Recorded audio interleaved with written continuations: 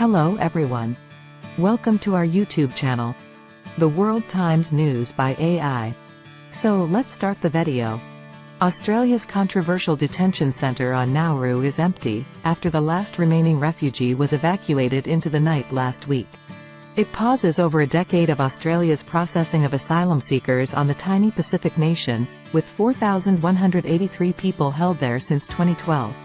Described as a place of indefinite despair and sustained abuse by visitors from Médecins Sans Frontières and Human Rights Watch, the Nauru Centre is a thorn in the side of Australia's human rights record. Yet offshore processing, which involves detaining people in the Pacific while they await resettlement in a third country, remains one of Australia's most enduring policies. 7 consecutive prime ministers have argued for its role in protecting the nation's borders and breaking the business model of human traffickers. Despite the facility sitting vacant, Prime Minister Anthony Albanese's government will spend vast sums of money, including $486 million Australian dollars, £255 million, $320 million, this year, to keep Nauru open as a deterrent. Life in limbo. Maria knows what it feels like to be airlifted off Nauru at short notice. She was evacuated to Sydney in 2014 due to a severe kidney issue, after being detained on the island for over a year. A survivor of female genital mutilation from Somalia, Maria escaped civil war before making a weeks-long journey by plane, and then boat, to Australia. "Just promise me, don't die," her younger brother had pleaded as she left the family home for the last time. "That broke me, because we have lots of neighbors and cousins who have died in the Mediterranean," says Maria, who does not want to give her surname. Her time at sea felt never-ending. Maria tells the BBC.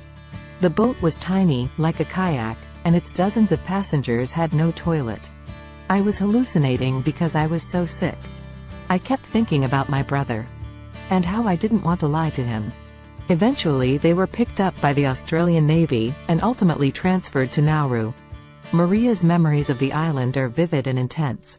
She describes having cut up and burnt feet after walking on sharp stones without shoes in searing heat. The humidity left her tent covered in green and black mold which grew on everything, she adds. She learnt to move in groups and ignore public sexual propositions from men within the camp. Dehumanizing treatment, such as being watched in the shower or rationed out sanitary pads by guards, became the norm, Maria says. There were a lot of inappropriate relationships between the guards and the girls. "You're a refugee, but they looked at you like you were in a prison." After leaving Nauru, Maria was detained in Sydney, before finally being released on a bridging visa. She now runs a business in Brisbane, where she lives with her Australian husband and 2 children. But her visa requires renewal every 6 months and she lives in terror of being taken away from her family and placed back in detention. "It's limbo. I don't know what's going to happen tomorrow." A quiet pivot. Countless refugees have shared stories of suffering like Maria's since offshore processing began in 2001. It was introduced by a Conservative Prime Minister, John Howard. When he left office in 2007, the policy was suspended by Kevin Rudd's Labour government, before being resumed, also under Labour, in 2012, initially as a stopgap measure following a spike in boat crossings. Successive politicians defended the policy as key to protecting Australia's borders and saving lives at sea. But researchers have argued it did little to curb either maritime arrivals or deaths. Both dropped from 2014 onwards, when the government quietly shifted to boat turnbacks, an approach that removes migrant vessels from Australian waters and sends those on board back to their countries of departure. All new arrivals to the offshore detention centres on Nauru and Manus Island in Papua New Guinea, PNG, ceased after that pivot. And since then, Australia has spent considerable effort and money trying unsuccessfully to extract itself from its arrangements in Nauru and PNG. A 2021 review of offshore detention from the Caldor Centre for International Refugee Law found mounting health crises and suicidal behaviour among child detainees prompted Australia to evacuate people from the islands under a special legislative scheme. As a result, everyone has been taken off Nauru, but 80 people formerly detained by the government remain trapped in PNG, according to the Human Rights Law Centre.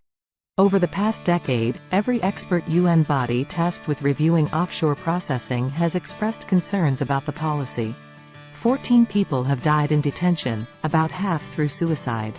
In 2020, the International Criminal Court, ICC, called Australia's policies unlawful and degrading but said they did not warrant prosecution. Despite quietly shifting away from offshore processing, Australia recently signed a $422 million Australian dollars contract with a U.S. prison company to oversee Nauru until at least 2025. The enduring capability ensures regional processing arrangements remain ready to receive and process any new unauthorized maritime arrivals, future-proofing Australia's response to maritime people smuggling, a spokesperson for the Department of Home Affairs said. Mr. Albanese has not commented on the last detainee leaving Nauru. His government has described its asylum seekers' policies as tough on borders, not weak on humanity. Critics argue offshore processing will remain a costly bipartisan policy on paper as long as refugees are being used to try and win votes. People seeking asylum by sea have been weaponized and politicized over decades in Australia, says Jana Favero, Director of Advocacy at the Asylum Seeker Resource Centre. But Ms. Favero and other critics believe public sentiment towards deterrence-based border control is shifting. She celebrates the last evacuation from Nauru as a long overdue move for refugees, born out of tireless advocacy. What we saw at the last election was a rejection of fear-based politics, she says. Polling seems to capture some shift in attitudes towards immigration. In 2017, when asked whether refugees in Nauru and PNG should be allowed to settle in Australia, 45% agreed while 48% said no, according to the Lowy Institute think tank.